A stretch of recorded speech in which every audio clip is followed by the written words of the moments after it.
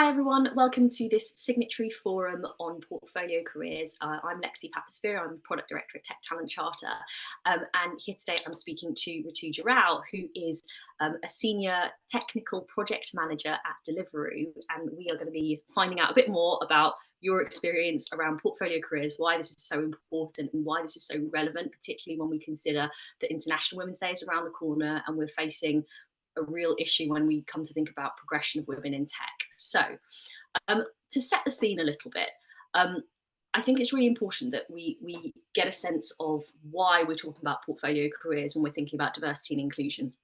So in today's sort of career dialectic, there is this focus on carving a path for yourself and finding that one true kind of route that suits you and who you are as a person and your preferences. And when we think about women in tech and the fact that there are so few women coming into the tech industry, it's just 29% of tech employees who are female. We know that the ability to have a career that is more innovative and flexible than traditional career narratives for tech, that is something that's really central to the issue of low diversity and inclusion in the tech industry. So if we're going to be able to tackle the trouble that we have of bringing more women into tech, we need to be more willing to accept different types of career paths and what they can look like and how they can change over time. So that's why we're talking about portfolio careers today. So I would love to hand over now to Ritu to introduce yourself and why you as a signatory of Tech Talent Charter were so keen to talk about this topic. So please introduce yourself, Ritu. Hi, everybody. Lovely to be here today. I'm Rituja. I'm an award-winning technical project manager, and currently I am at Deliveroo. My background has sort of been in banking, finance, fintech, and now where I am, which is very retail tech. And I describe myself as having had a spaghetti career. Spaghetti because, it's just taken lots of little different moves, and it's very early on in my life I've kind of realized that your career isn't a ladder, that it can take lots of little different moves, but ultimately you are indeed in charge of deciding where your career can take you. Portfolio career is something that's quite near and dear to me because I did journalism at university, and during my 3-year degree sort of realized that wasn't the right fit for me. And I think it was quite daunting, I think, as a 18, 19-year-old going, oh my God, I don't think that this is what I should be doing with my life. It's at that time that I discovered tech and sort of started making lateral move towards it, and then eventually got into technology without any technical education or qualifications. And that's, I think, where I sort of discovered that, there is power in working and doing things that you want to do. You don't necessarily have all the, prerequisites for it, and why that is such a big, anecdote when it comes to things like social mobility and helping people from underrepresented backgrounds have more of a seat at the table. So luckily, that's when I kind of went, oh, actually, I am now in tech. I've managed to get a job. I realized I can keep upskilling while having that's a job. I discovered a lovely program called Tech Up Women, which is a boot camp that helps you upskill by using coding skills. And that's when I sort of discovered a second career as sort of a public speaker. I discovered that I could be on boards, and I became a non-executive director for a few charities and universities. Then discovered, the concept of angel investing, and that took off. And then finally, here I am, deciding for myself that that's what a portfolio career looks like. And a portfolio career is essentially a vehicle for my self-expression. And that's what I would love to talk to you about today. Brilliant. Thank you so much for sharing that, Rituja. So I guess let's go back to first principles here. So if we're trying to get an understanding of what a portfolio career is, from my understanding of it, this is about people having multiple opportunities for revenue streams across a lot of different areas, right? So can you help us understand what are the ins and outs of having a portfolio career, in addition to what you said, which we've got angel investing, we've got speaking, we've got like your day job, inverted commas, as it were. Um, why is having a portfolio career a benefit when we think about the wider women in tech problem? Definitely. Great question, Lexie. A research found that an average millionaire has 7 streams of income at any given point of time. I just want you to think about that for a minute. And to be honest with you, it's great to have multiple sources of incomes. It makes you depend on a particular situation a lot lesser. And we've definitely heard the benefits of that, especially from the context of being a woman, especially a woman of color. But I do want us to step away a little bit from the monetary value of these income streams as such. I think let's take that one step ahead and say it's actually not about just making more money constantly, right? I see portfolio career as an option for anybody that's looking to do more. So especially in your own organizations, when we talk about progression, retention, attrition, there are elements of people feeling that they're not being used to their ultimate potential. And that's such an important point, right? Because in our attrition research, which we've just released in our new diversity in tech report, which found that 1 in 3 women are planning to leave their tech job right now, and that's chilling, absolutely alarming stats to be facing down. And we also, in that same piece of research, we found that 80% of women said that dissatisfaction with career progression was a reason why they were thinking of leaving their role. So it's really interesting hearing you describe that there is not only this monetary angle that I want to come back to in a second, but this whole issue of giving women space professionally to do work that is meaningful and fulfilling for them. And if you can't, as an employer, give it to them within the scope of their day job, how do you support them to take a holistic view of their career that is not competitive or threatening to their day job, but complementary to it, I guess? Absolutely. And I think whenever we talk about having more women in leadership, I think, unfortunately, organizations can have structures that can sometimes be preventive, that don't always cater to the large number of, women that we do have in the workforce now. And yet you see that challenge of, that upward growth across layers of your organization. And I think portfolio careers offer an opportunity for women to discover leadership outside of these traditional structures. And one of the biggest such opportunity for me has been able to get myself on a board, be a trustee, or perhaps be somebody who's deciding the direction of travel for an organization, finding myself in those rooms where I'm working with, let's say more qualified board of directors, but at the same time, really giving myself those skills and that experience of being in a room full of leaders and being at the right table, really. I think leadership is something that can, I truly believe, be experienced in lots of different spheres of life. But I feel like these female employees especially bring that back to their day job, as I have. And I just feel that it makes me feel a lot more comfortable in these massive corporate organizations that I have had the opportunity of being a part of.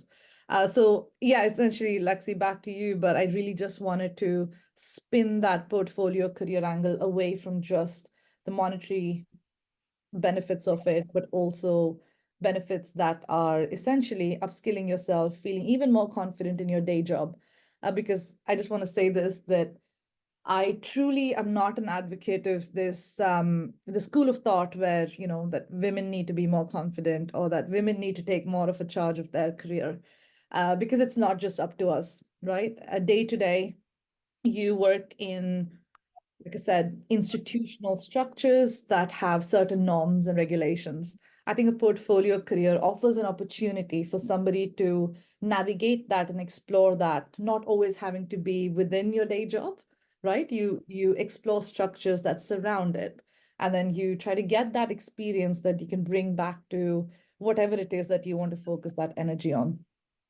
Yeah, brilliant. You're speaking really to conversations I've had with other signatories. I've had some really big signatories that have contacted me directly and said, look, we're really struggling because we've got no space to promote to the next level of seniority because all those roles are filled. We have like a very high average age amongst that group of leadership, and the tenure is really, really strong. So we just have nowhere for this talent to go.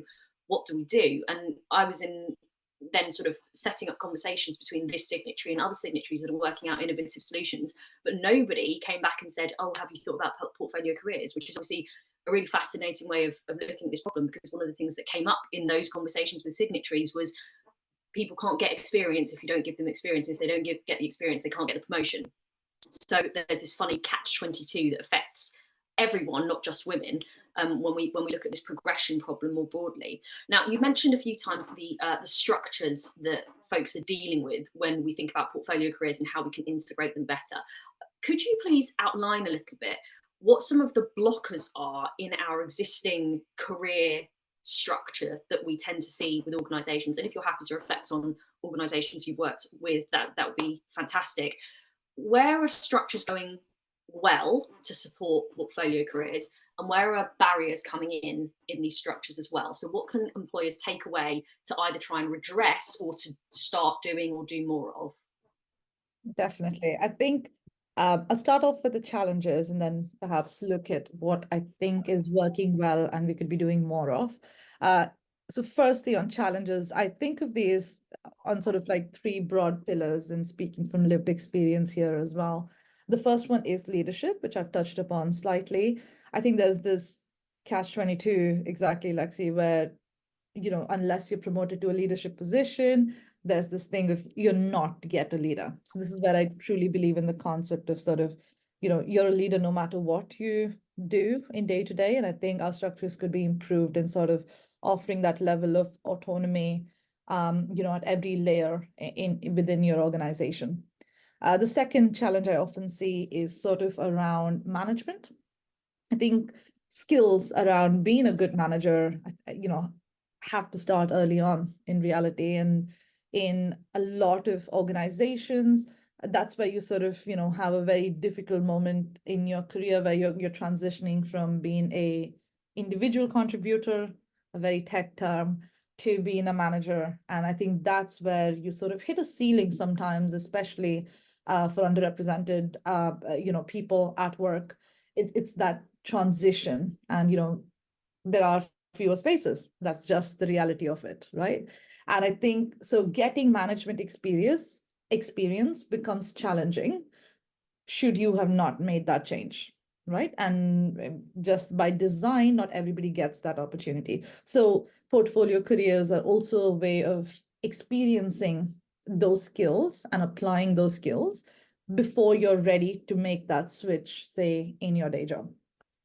And then finally, the third challenge that I see as sort of being a challenge is understanding what your future would be like at any organization. And I think sometimes when you don't have a voice in designing that, you can often feel that somebody else is in control of your career, right? And then before you know it, sometimes because of the current economic climate, which, let's be honest, has a big bearing on all of our careers, more or less, you sort of get into this cycle of not having that direction. And then before you know it, you're probably unhappy. And that's when you're sort of thinking about just leaving the organization and starting somewhere fresh. It's definitely something I've personally struggled with a lot, and currently I'm still working through. But there is a huge culture around that's been openly spoken about that's called quiet quitting, a term that went viral on TikTok, essentially. But it's when you sort of know that you've kind of done everything you can in a certain role, and you start emulating that you've probably already quit, right? But then that's called quiet quitting because you take a step back. And you're just not as productive as you'd usually be. And I think that's a painful experience for anybody, because everybody wants to come to work every day, feel challenged, and feel that there's something to look forward to. Again, having a portfolio career offers people the opportunity to know what their real purpose is and go behind that without having to feel that day to day in a day job. Because that is challenging, right? Like finding purpose every day. I think it's a very old rhetoric to be like, oh, do what you love. I think it's very difficult. You fall out of love, even with something that you absolutely love, if you have to do it day in, day out, feeling like you don't always have control over it. So I think these are the three challenges that I feel that, the employees of 2024 probably feel, and how having a portfolio career allows us all an outlet where we can challenge our skill set, to our best and use those skills to forward a cause or a purpose that you might have in mind. Like I said, Lexie, I was going to tell you one thing that I think we're doing quite well, and I have personally leveraged a lot in my career, is joining a employee resource group. Now, this could be called lots of different things at different organization, but essentially these ERGs are a community that are formed by the people of the organization that come together and sort of focus on a particular niche. Traditionally, these have often been groups that intra-organization groups that represent an intersectionality of employees at an organization. And I feel that this offers a fantastic chance to sort of bring all these skill sets and run a community of people and help promote belongingness in an organization. In my own personal experience, I often join an organization, and the first thing I think about is, how do I join an ERG? How can I help shape what that ERG looks like and the impact that that ERG has? I must say at this point that anybody who takes on a leadership role by joining the committee or steering board for an ERG, that's like a whole second job in reality, right? So you have your day job and you take this on, but it's a fantastic opportunity to show leadership, to, practice skills like management, to sort of guide the direction of this smaller organization within an organization. And I think ERGs offer an inbuilt opportunity for people to experience the power of a portfolio career while being in your organization. So that's really interesting, because I know so many people who are leading in their employee networks and employee resource groups, but I don't think they would consider themselves to have portfolio careers. And it comes back to what you were saying about the fact that if they're running an ERG, they're getting one paycheck from one organisation. So does it count as a portfolio career? And I know we didn't want to talk about the money side of it, but a lot of people will be looking at this, and especially women. We know that childcare costs have soared and that there is a crisis in childcare support across the board that's really affecting whether women can get into work and stay in work. And so we know that money is very much a factor in everyone's job decisions. Can we really separate portfolio careers from the idea of additional revenue streams? Or as an employer, can you say we're supporting portfolio careers and we're bringing it all together as this is our employee, but they have multiple different careers, I guess, within the organization? Do you think that will ever take off? I think that's a lovely question, Lexie, and a question that I always grapple with loads about, how would I position that? And the reality is that the ultimate portfolio career will unlock multiple income streams for you and multiple different career paths that you can sort of leverage as and when you'd like. That is the model portfolio career. But I do feel that that often can feel like a barrier for somebody wanting to start somewhere, because in reality, you just have to start, and then it kind of takes a life of its own, and you can decide how much effort you want to put into something to turn that into an income generating source as such, which is the reason I try and break that narrative out. But you're absolutely right. I think something that employers have to then be prepared for is that people will discover things about themselves that they are also surprised by, and might want to pursue some of these avenues a bit more, and perhaps sort of bring that back into their organization, and the organization also benefits from it, and hence they should recognize that monetary value of it. I think you said an interesting thing about being in an employee network and having one paycheck, right? And this is definitely a conundrum that I feel that leaders of employee networks have in their organization. I think recognition is very tricky when you're the leader of an employee network, right? Because in theory, you're not going to get two separate paychecks, but you, like I said, you have a second job. And I think the monetary value of being a leader at an employee network is hopefully you work at an organization where it has an impact on your career, where it is something that is openly considered, and it must be considered as a factor in your performance reviews. It has an impact of who you are and that you're seen as a leader in its own right. I've been quite lucky to be working in organizations where employee networks have been given their own budget, their own autonomy, sort of run an agenda of their own. They don't always have to be in accordance with the D&I strategy for the organization. In fact, it offers a checks and balances, and you can essentially collaborate together. So I must say that I've seen a impact on my career, not just as progression, but also a monetary impact. And as soon as you sort of start to see that, you'll have leaders of employee networks who are leaning into that further and are looking to drive that impact further. Because let's remember that even an employee network to function fully requires a team full of people who are motivated and incentivized. So I think the key word here is there are incentives to a portfolio career. And if employers want to leverage that, they must incentivize their employees. That's so great to hear that idea of this being very much like a launch pad for looking at other, like how you get started is what you said. I had two questions that were springing to mind about this. So the first one is, I guess this kind of tackles a little bit of the problem of if you can't see where you're going with your career, it's really hard to know, to feel excited about it. So if you're an employer, how do you get people excited about the idea that by being part of an ERG, for example, they're building a portfolio career? How do you really lean into this idea of portfolio career with your employees?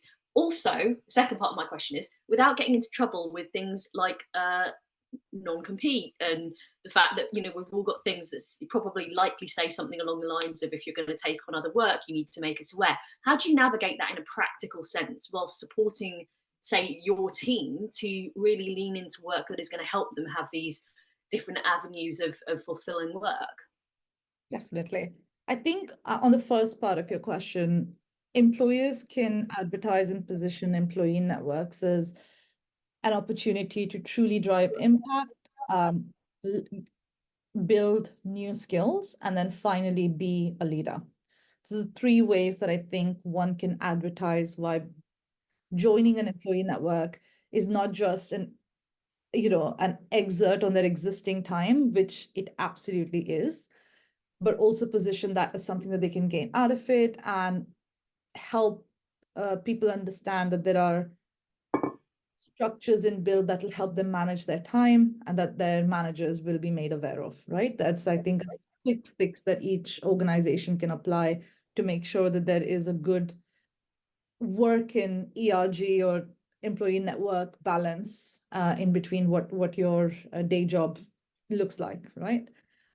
In terms of how you would incentivize somebody, I think it would be number one, sort of saying you are able to direct what impact could look like with this organization.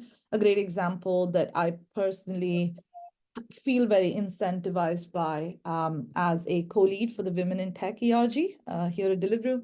And I've had similar positions in the organizations I've been in before. I think that driving impact element is by sort of saying that, you are contributing to, say, D&I research, sort of being an ERG that exec team always consults with before they introduce any new policies. This is a mechanism that works really well at Deliveroo at the moment. And then finally, that you can run initiatives that help others find that impact. One of the favorite things for me, I'm still working on it, really is offering an opportunity for members of my ERG to go into schools and deliver talks and career panels about perhaps encouraging, the next generation, in my case especially, to have a career in STEM. And I think I really enjoy knowing that that's something I can have a real impact in, that I can start this initiative, I can give other people in my organization an opportunity to do that, that makes them feel a lot more aligned to their purpose, I suppose, and the opportunity to give back. Another thing is perhaps by saying that, when you do join an employee resource group as such, you can build on a skill like, say, public speaking. I think I've said today that, I am a public speaker and have a small business where I offer speaking services. I found my start, doing more speaking within my organization.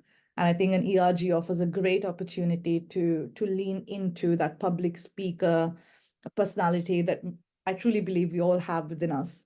So these are two practical examples of how an organization can incentivize one to not just join an employee network group, but also lead it. So, sorry, have you ever had any pushback from employers saying, oh, you didn't tell us you were doing this, or, give you a funny look for doing this other thing that wasn't organized through them? Has that happened to you? To be honest with you, I must say I'm privileged and lucky enough to sort of be working with organizations where I think there's always been a sense of support. I think the reality is that there's an underlying understanding that as long as it doesn't affect your day-to-day work, something that you're contractually being paid for in your day job, there's an underlying understanding that that's fine. I think as anybody who has a portfolio career, you do have a responsibility in making sure that all expectations are managed. So to give you an example, my manager is often aware of the activities that I'm going to be a part of. If I'm going to take some time off to, say, attend an event, they do need to be informed. There is sort of an understanding of, if it takes longer than, say, 2 hours, I probably have to take that day off out of my own paid time off allowance, or whatever that adjustment looks like. One thing that's becoming really common now is letting your employer know before you join a company. So you kind of almost negotiate the fact that, you do have a portfolio career, that you do have all these other things that you do, just so they're aware, they're not entering a contract with you without knowing this. And then, to be very honest with you, Lexie, if I didn't do that, they would find this on LinkedIn anyway, right? So we have to acknowledge that we live in a very digital world where, especially any activities that are professional, you are probably advertising them yourself, you're probably putting it out on your LinkedIn, and that people will, for the lack of a better word, find out, or will find out. So I think it's best to be very transparent. How employers have helped me in the past is by sort of seeing that not as something that I do, as an additional thing, but seeing that I'm sort of building a profile for myself in the UK tech industry, sort of leaning in on that further, actually, and sort of collaborating with me on lots of different occasions, and realizing that as somebody who works for the organization, if I do great work that furthers, sort of, say, making tech more inclusive, that's a great thing for both the organization and myself. So I feel like as long as you're aligned on that, and you're being open as an employer, but also being open as an employee, I think that conversation is actually not that difficult. That's so important. So what I'm hearing here is that we don't look at this from a competitive point of view. We are creating psychological safety for people to explore things that are complementary, things that they're doing alongside their role. And what employers can do is step up to that, lean into it first, ask the question, do you have any side hustles? How's that going? What does that look like? Lean in. How can we support those things alongside your job? And create psychological safety for folks to be open about things that are important to them, so they feel seen, they feel engaged. And I know everyone's looking at employee engagement scores at the moment, and I guarantee that's the sort of thing that is going to lift those scores up.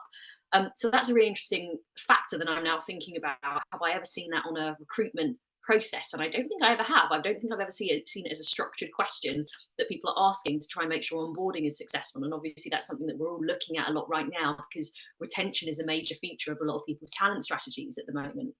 So okay, so we've got this idea that we know portfolio careers are crucial from a progression point of view. We know that they're going to be potentially hugely impactful to women who go through different types of spaghetti careers compared to potentially the bulk of men in the tech industry, for whom this is potentially a bit more of a ladder scenario. For women, it's more of a net. So you've got a lot more different angles through which you might be approaching or coming to your tech career.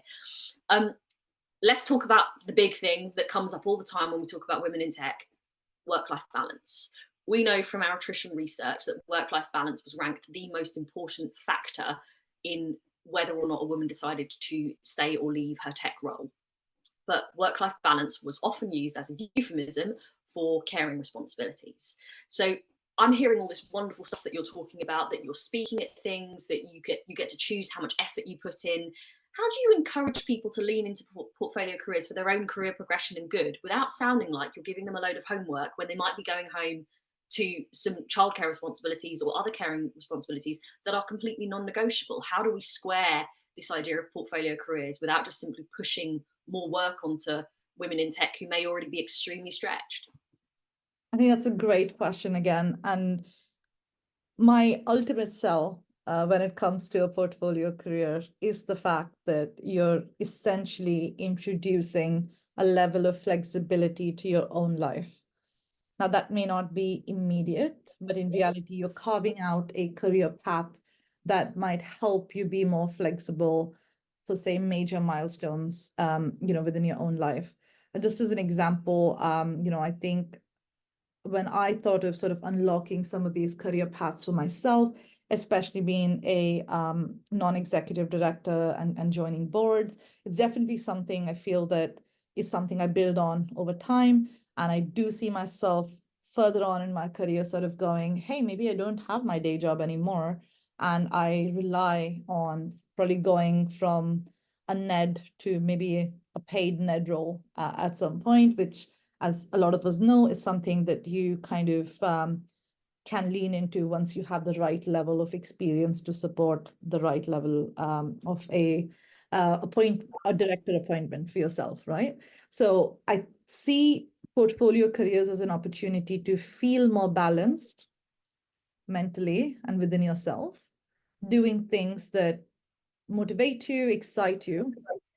If some of us are not feeling that from our tech day jobs. So that's one way to sort of bring a certain level of alignment to yourself.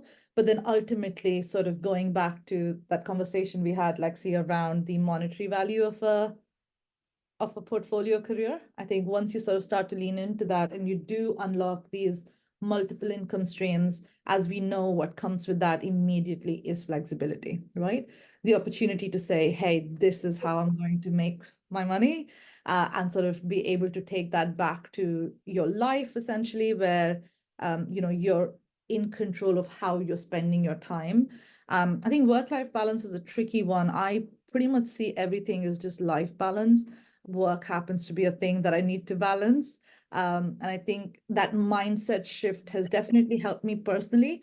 But I must say that, that's not how we look at portfolio careers by any means. It is the reality of where we are today, where, work is a major part of our life. And especially for women that might have caring responsibilities, that balance is just that much more important. So an age group of people that I tend to focus a lot of my work on is between the ages of sort of, I would say 18 to sort of 25.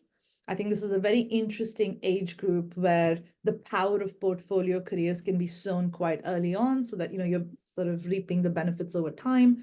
And especially, in the UK market, where there is this huge digital skills gap. I think this is the age where we can catch people essentially and bring them into STEM and help them understand that they can build these over all round sort of careers that help them plan for any major milestone that they might have in the future. Can I ask a question about that age group piece? Because a lot of the things we think about with portfolio careers, you've mentioned a few, so speaking and non-executive director roles, they're all very seniory kinds of things. Like, to be a speaker, you've got to have a platform, you've got to have the goods to back up why you're a credible voice to speak about a particular thing. How many 18 to 25-year-olds are in a position where they've got that kind of weight behind them to be able to leverage portfolio careers? Or are portfolio careers really something that only really delivers fruit when you are more senior? Just interested in what else portfolio careers can look like earlier on. Definitely. And I think this is where I really lean on my own lived experience to sort of to highlight, the power of portfolio careers. The earlier, the better. I think I am somebody who sort of unknowingly started a portfolio career at the age of 21. That's when I got my first board role. I had secured a job in tech by the time I was 20, started public speaking around that time, becoming a mentor, et cetera, et cetera. The absolute reality is that portfolio careers are just becoming the reality of today, especially when we share our economy with the concept of a creator economy, right? We have social media, it's out there, people are already using it. And something that especially Gen Z as a generation have really leaned on is the concept that here's a blank canvas, let's call it social media, and that they're using that as a method of self-expression. There is a way to absolutely monetize your social media and your internet presence. It's become more and more prevalent with sort of the Gen Z as a generation. You probably have lots of people sort of saying, I want to be a YouTube creator, I have a podcast. And the reality is that a lot of that credibility comes from lived experiences. We're going to be surrounded by all this information that's coming at you, even if you're not creating it as such. But I think that's when a lot of people, and this is when I kind of go back to that, you have institutional structures here and you have this entire new economy that's building around it. And how do you harness the power of that so that your growth within these institutional structures is also guaranteed, I suppose.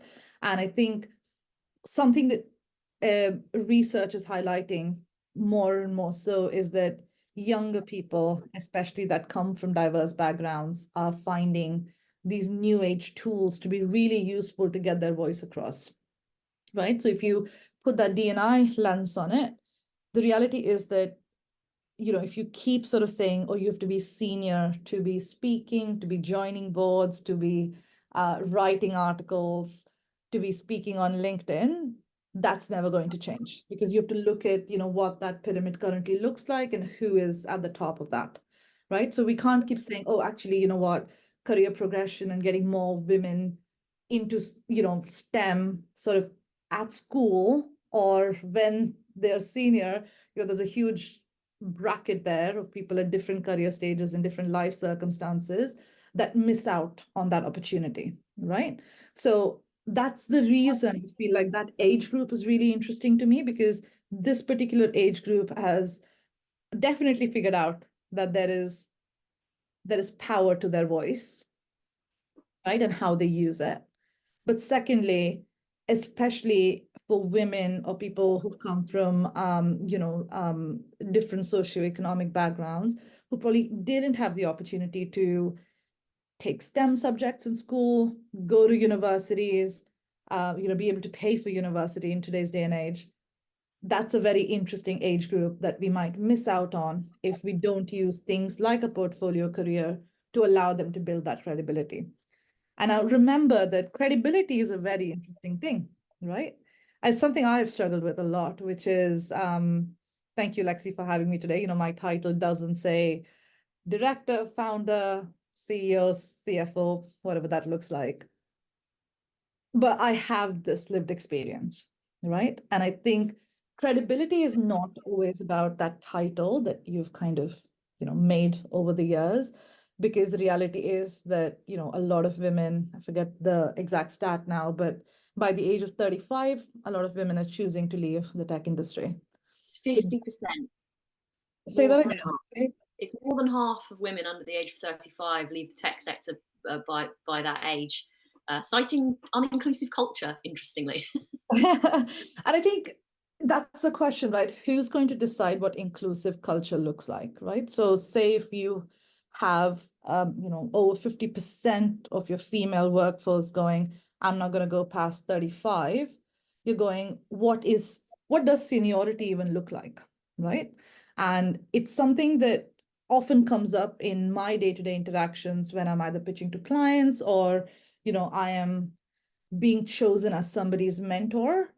There's this question of Well, it is imposter syndrome, but it's actually a little bit more than that when I think about it, because it's like, when will I be senior, right? Do I get to 35 and go, hey, you know what, this is not for me? Or do I start now?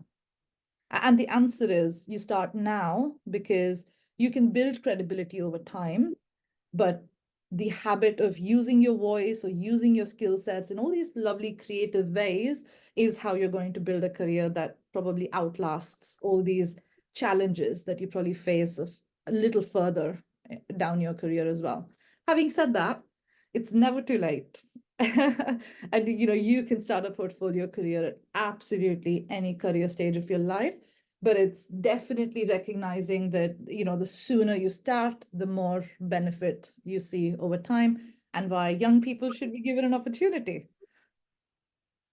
That's fantastic. Thank you so much, Ritu. So I'm going to ask you in a minute what your final kind of takeaways are for employers to be thinking about when they think about portfolio careers, and indeed for employees. Like, what would you recommend if you were telling people what they should be doing if they wanted to start leaning to this idea of a portfolio career? But just to kind of sum up a few things that we've talked about then. So portfolio careers, it's not just about the money, it's about the progression, the fact that you are seeding your career with opportunities that are going to help you grow. It's going to help employers find ways to help their employees grow, particularly when we're in very constrained teams at the moment. Recruitment is frozen in a lot of places. So if you're going to give people those opportunities to explore other things, how do we create those different strands of experience? The other things that we've pulled out here is that there isn't this kind of arbitrary line of seniority. You can get started soon, and the sooner you do, the better it's going to be.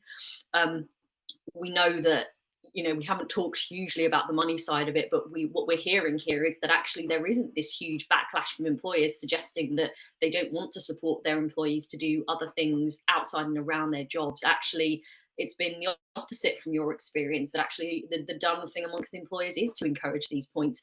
And something that we've landed on here is that how can employees lean in more to being more upfront with the idea of a side hustle? How can they support their employees from the offing and making sure that there's a really nice collaborative, transparent communication from the very get-go, that shows an employee that you are really supportive of not their work-life balance, but their life balance, of which work is one of the things, which I really appreciated from you. So with all of that in mind, I would love to just get you to give us, like, if you had a magic wand, what are the things that you would be asking for from employees or saying to employers? That's a lot of power. I think from an employee point of view, I think the first piece of advice I would give absolutely anybody who's interested in a portfolio career and wants to start somewhere is realizing the power of volunteering. That volunteering is a great way to get your foot in the door, no matter what kind of a skill set it is.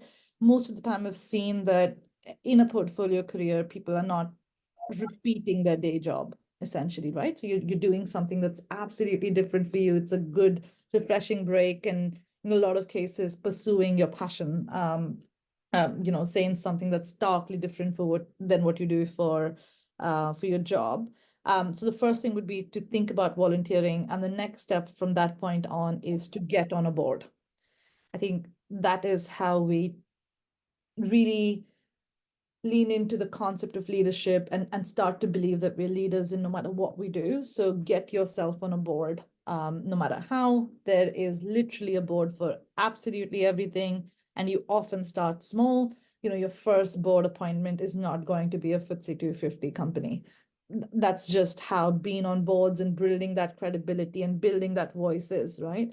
So look around yourself. If you can be a governor for your local school, there's probably a little sports club close to you, maybe a drama club. There's probably a charity that works for the environment, in your neighborhood. Get on a board. Just get on a board for any organization that you truly believe in and can support, because the reality is that, one, they need the support the most. And I promise you that the organizational structure is pretty much the same, right? Every organization to thrive requires all the basic functions. I think the scale of things becomes bigger as your operation becomes bigger, but the reality is you'll get real world experience no matter what kind of an organization you back. From an employer point of view, I think I've said a lot about this, but focus on these employee network groups. This is how you're really, truly going to drive impact and change, but most importantly, belongingness. I think belongingness often comes by finding your community and finding your voice within that organization. Do not cut budgets for employee network groups, when there is a crunch period, because these are the communities that will help you drive things like retention and attrition when you really think about it. Recognize the leaders of these employee network groups. They play a crucial role in your ecosystem, and they do it for free, right? So if you found a way to motivate them, incentivize them, they would essentially be an agent of impact, and they would probably drive and help challenge some of the policies that are already in place. And I think that's where you can get true value from. And then finally, allow people to have side hustles. We can't contain it. The reality is that that's becoming how you survive in the world of 2024, and future of work looks a lot like people becoming creators and leaning into their ability to be a creator. So support the side hustles, be a visionary in that sense, encourage people to have side hustles, but definitely don't curb them if they already have them. Brilliant. Thank you so much, Rituja. That's fantastic. So that's Rituja Rao, who is a senior technical project manager at Deliveroo. Thank you so much for speaking to us today.